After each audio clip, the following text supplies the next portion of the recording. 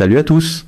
Non pas parce que les caméras ne sont pas là, non pas parce que les journalistes ne sont pas sur le terrain, mais parce qu'un censeur militaire, doté d'une autorité juridiquement contraignante, a fait du fait de vous montrer ce qui se passe réellement une infraction pénale. Dans la nuit du 22 mars, 2 missiles balistiques iraniens ont traversé le ciel du sud d'Israël. C'étaient des projectiles de classe Gader, à moyenne portée, guidés avec précision, transportant dans leurs ogives des centaines de kilogrammes d'explosifs conventionnels. Ils visaient 2 villes du désert du Negev, l'un a frappé Dimona, l'autre Arad. Plus de 150 personnes ont été blessées lors de 2 impacts distincts à 2 heures d'intervalle dans la même région. Un garçon de 12 ans a été transporté à l'hôpital dans un état grave. À Arad seulement, 84 personnes ont été blessées, dont 10 grièvement. L'un des corridors les plus protégés de tout l'État d'Israël, parce que Dimona se trouve à seulement 8000 du principal centre israélien de recherche nucléaire, venait d'être frappé par un missile ennemi. Et le système de défense aérienne le plus vanté d'Israël, la Fronde de David, avait tenté d'intercepter les 2 missiles et avait échoué. Les 2. 2 échecs distincts, 2 frappes directes. Tsahal a dit qu'il n'y avait aucun lien entre ces 2 échecs, mais elle a aussi dit que les missiles représentaient une menace connue qu'elle n'avait pas pu arrêter. C'est ici que tout devient plus sombre, parce qu'après ces frappes, lorsque des journalistes ont tenté d'accéder au site, lorsque des caméras ont essayé de tourner, lorsque des reporters ont voulu déposer leur sujet, le censeur militaire israélien est intervenu, emplacement exact des impacts classifié, image des dégâts restreinte. Tout contenu révélant l'ampleur des destructions, interdit de diffusion sans autorisation écrite préalable. Infraction pénale, la guerre que vous voyez aux informations n'est pas la guerre dans son intégralité. Et avant la fin de cette vidéo, vous allez comprendre exactement ce qui a été caché et pourquoi. Parce que cette histoire change tout dans la façon dont vous pensez savoir ce que vous savez. Pour comprendre ce qui s'est passé pendant ces 30 secondes où les missiles Gader ont frappé Dimona et Arad, il faut comprendre ce qu'est réellement un missile Gader. Le Gader est un missile balistique à moyenne portée.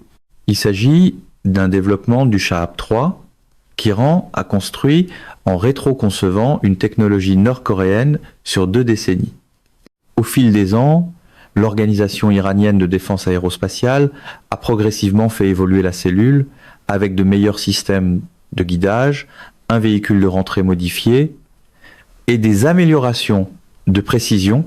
La variante Gader a étendu la portée du missile à environ 1800 km, le rendant capable d'atteindre pratiquement n'importe quel point d'Israël depuis des sites de lancement situés à l'intérieur de l'Iran. Il est mobile sur route, ils sont passés, l'armée de l'air israélienne l'a confirmé, la Fronde de David, composante intermédiaire de la légendaire architecture israélienne de défense antimissile multicouche, avait engagé les 2 missiles entrants.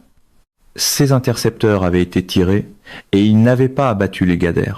Les missiles ont poursuivi leur descente terminale et se sont écrasés dans des zones résidentielles de 2 des villes les plus surveillées du sud du pays. Une question se pose alors immédiatement et des analystes israéliens de la sécurité l'ont formulée publiquement. Pourquoi la Fronde de David a-t-elle été utilisée tout simplement ? Israël dispose aussi de l'Arrow 3, un système spécifiquement conçu pour intercepter les missiles balistiques lorsqu'ils sont encore dans l'espace, en dehors de l'atmosphère terrestre. L'Arrow 3 coûte plus cher par intercepteur, environ 650 000 $ par tir, contre 320 000 pour la Fronde de David. Et cet écart de coût, ont discrètement noté les analystes, pourrait être précisément la raison pour laquelle le système le moins cher a été utilisé. Parce que au 22 mars, Israël tirait des intercepteurs contre des missiles iraniens depuis près de 3 semaines. Les stocks n'étaient pas illimités. Chaque intercepteur Arrow, coûteux économisé, résultait d'un calcul effectué en temps réel par un commandant de la défense qui pesait le coût face à la menace, face à la disponibilité. Le choix d'envoyer la Fronde de David contre les missiles Gader plutôt que l'Arrow 3 a eu des conséquences qui ont laissé plus de 200 Israéliens blessés en une seule nuit. Un responsable israélien de la sécurité l'a formulé sans détour dans le journal financier Calcalist. La réponse ultime, c'est le système Arrow 3 et c'est pour cela qu'il a été développé. Vous pouvez essayer autant que vous voulez d'élargir les capacités de la fronde de David contre les missiles balistiques, mais pour se défendre contre les missiles iraniens, il faut les intercepter en dehors de l'atmosphère. Ce qui s'est passé, a ajouté ce responsable, c'est que Israël est désormais rempli de scènes d'impact d'éclats et que ces dégâts sont à peine comptabilisés parce que leur comptage n'est pas autorisé. Revenons au début, au 28 février 2026, et retraçons ce conflit depuis ses premières heures afin que ce qui se passe maintenant ait un sens stratégique complet. À l'aube, les États-Unis et Israël ont lancé ce qui a été appelé l'opération Epic Fury. Des frappes conjointes, coordonnées, simultanées sur plusieurs sites en Iran. En l'espace de quelques heures, le guide suprême iranien, Ali Khamenei, était mort. De hauts commandants du corps des gardiens de la révolution islamique ont été tués, des bases militaires ont été frappées, des sites de stockage et de lancement de missiles ont été détruits.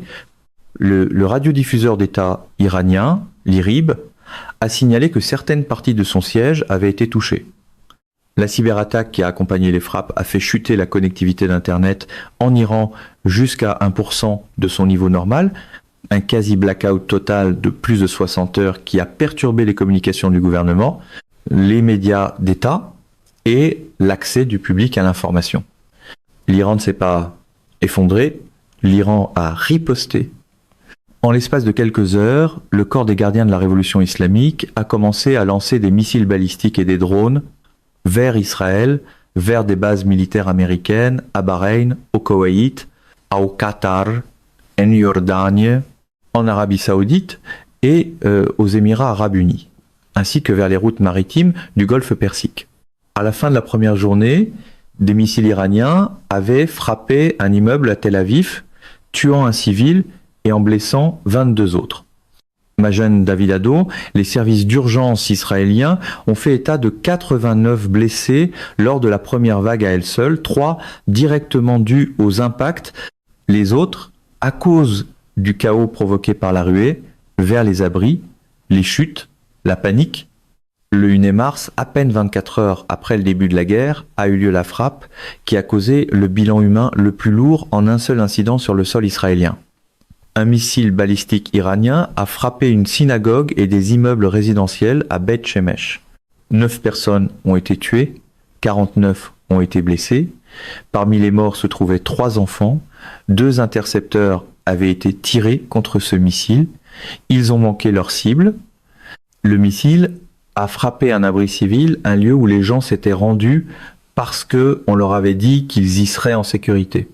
Cela a démontré, de la manière la plus terrible possible, que même des abris renforcés pouvaient être vulnérables dans des circonstances extrêmes. Et puis la censure est tombée. Dans les 48 heures suivant le début de la guerre, le censeur militaire israélien, un organisme qui existe sous sa forme juridique actuelle depuis le mandat britannique de 1945, intégré au droit israélien lors de la fondation de l'État, et doté d'une autorité sur chaque journaliste et chaque civil du pays, a émis des directives écrites à toutes les organisations médiatiques opérant en Israël. Ces directives, que le Comité pour la protection des journalistes a obtenues et examinées, étaient précises et d'une grande portée. Pas de diffusion en direct pendant les sirènes d'alerte aérienne, pas de filmage des interceptions de missiles entrants, pas de filmage des sites d'impact, en particulier près des installations militaires, pas d'utilisation de drones ou de caméras grand angle pour montrer les zones frappées, pas de partage d'images issues des réseaux sociaux sans approbation préalable du censeur, pas de publication des emplacements exacts, des impacts sur des sites civils, tout contenu touchant à la planification militaire, au système de défense aérienne, au stock d'intercepteurs, à l'état de préparation des avions ou aux vulnérabilités opérationnelles devait être soumis au censeur avant publication. Diffuser sans autorisation, constituait une infraction pénale au regard du droit israélien. C'est ici que le tableau devient particulièrement important parce que cette censure ne sortait pas de nulle part. Elle procédait d'un calcul stratégique précis. Le chef du censeur militaire israélien, le général de brigade Netanel Koubi, l'a dit explicitement. Les restrictions visent, selon ses propres termes, à empêcher toute aide à l'ennemi en temps de guerre. La logique est simple. C'est une préoccupation légitime de sécurité nationale et c'est la même préoccupation qui gouverne la censure de guerre en Ukraine, au Cachemire et dans pratiquement toutes les zones de conflit actifs du monde moderne. Mais voici ce qui rend le cas israélien particulièrement lourd de conséquences. Le censeur militaire n'a pas seulement restreint des informations qui pouvaient aider l'ennemi, il a restreint des informations qui auraient aidé le public israélien et international à comprendre l'ampleur et l'impact de ce qui se passait. Des chaînes de télévision israéliennes ont reconnu à l'antenne qu'elles ne divulguaient pas toute l'étendue des dégâts causés par les frappes iraniennes, en invoquant les restrictions imposées à la presse. Les téléspectateurs recevaient la confirmation que des attaques avaient eu lieu, mais pas celle de leurs conséquences. Un haut responsable d'un média étranger, opérant en Israël, a déclaré à la presse « Il est difficile de comprendre ce qui se passe réellement. Dans beaucoup de cas, nous recevons des rapports officiels disant qu'il n'y a pas eu de frappe ni de dégâts, pour découvrir plus tard qu'une cible a bel et bien été touchée. » La Columbia Journalism Review a documenté le moment où la présentatrice de CNN, Erin Burnett, a déclaré à son public « Nous n'allons pas montrer cela en direct parce que nous ne montrons pas cela en direct, mais je vois bien des intercepteurs partir. Nous ne vous montrons pas cela parce que le gouvernement israélien ne nous autorise pas ou ne veut pas que nous montrions d'où cela a pu partir. » Une présentatrice de CNN, l'une des journalistes les plus expérimentées du journalisme audiovisuel international, reconnaissant ouvertement à l'écran qu'elle voyait l'histoire se dérouler au-dessus de sa tête et qu'elle ne pouvait pas vous la montrer.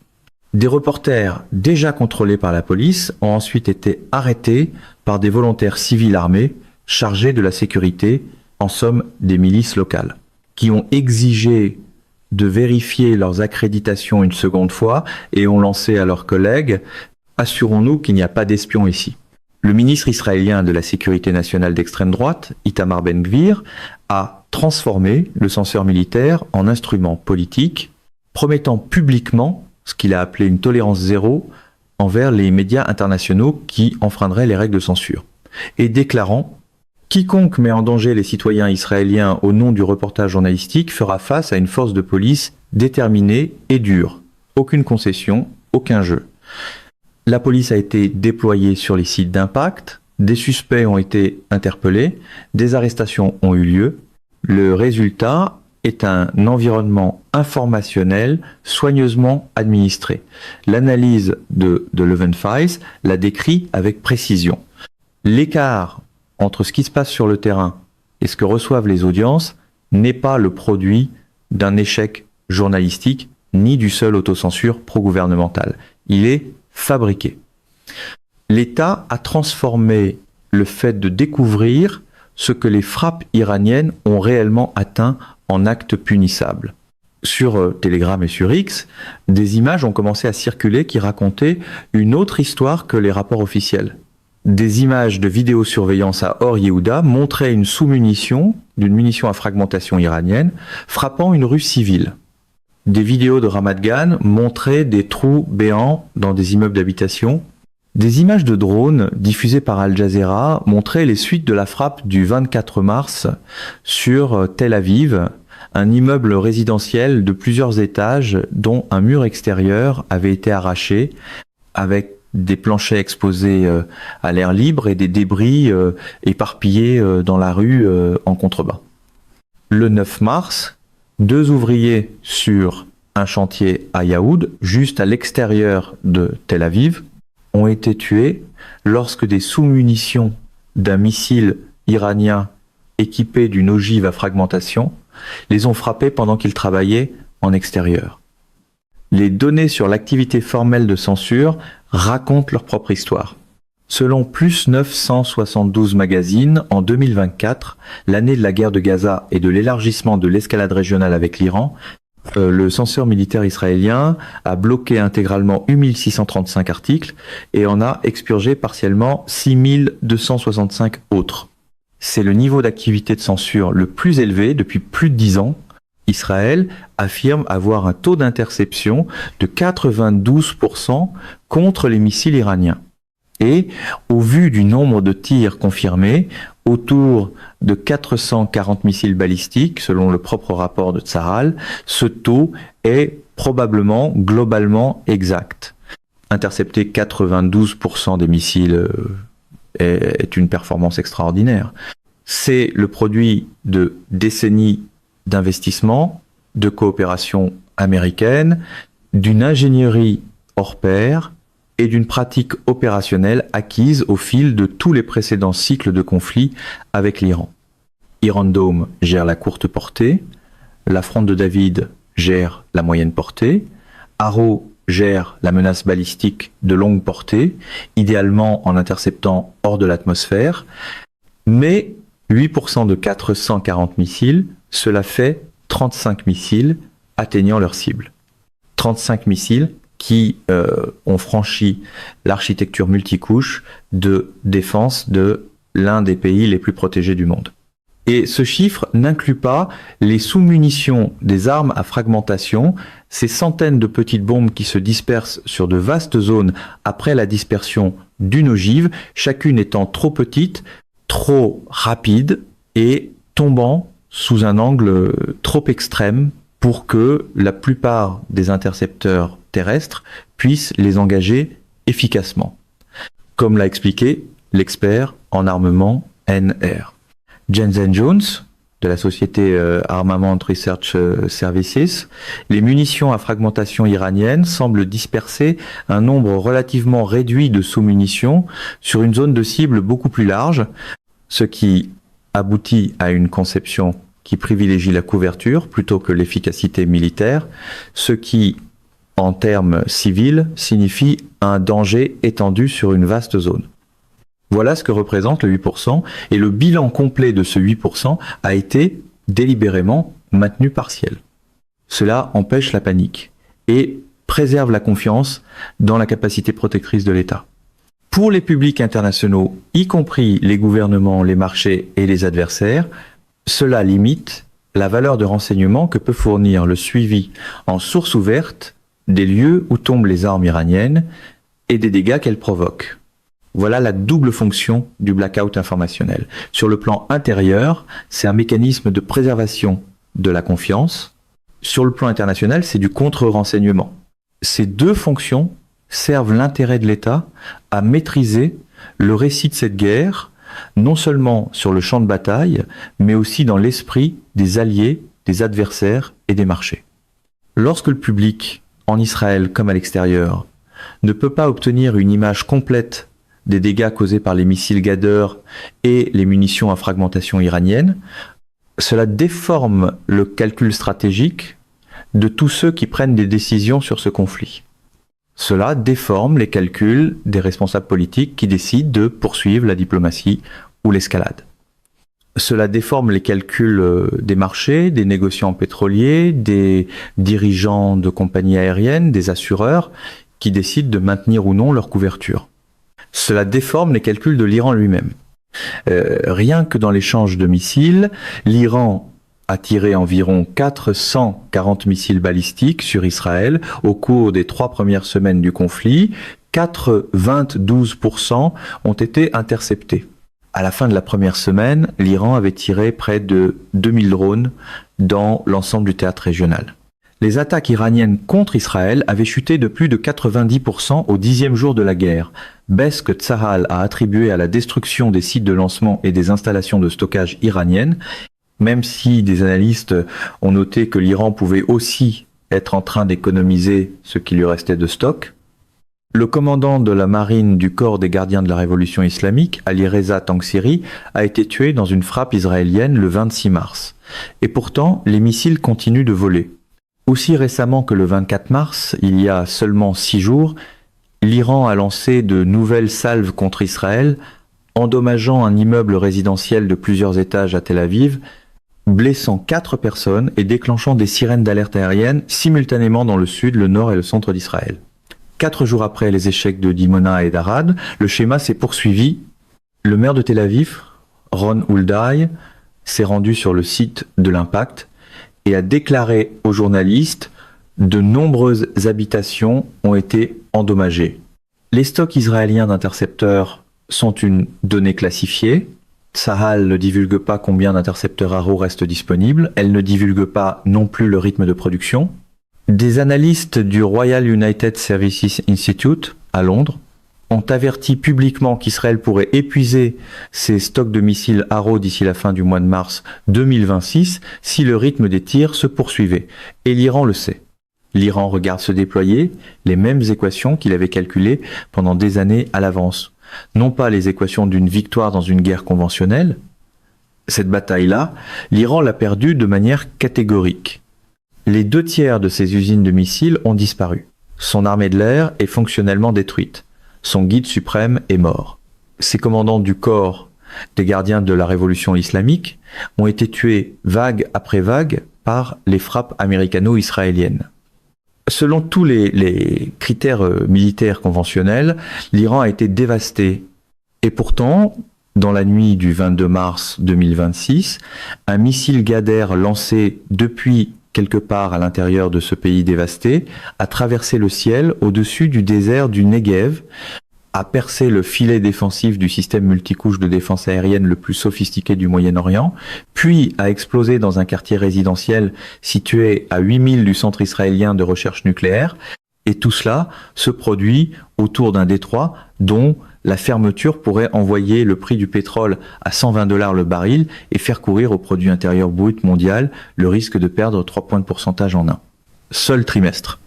Et ou le camp le plus puissant, celui qui dispose de porte-avions à 13 milliards de dollars, de chasseurs furtifs, d'intercepteurs Arrow et d'un taux d'interception de 92%, doit gérer l'environnement informationnel avec tant de précautions qu'il criminalise ce qu'un journaliste filme dans la rue. Voici la question qui compte le plus, et celle à laquelle aucun responsable, d'un côté comme de l'autre, ne répondra directement.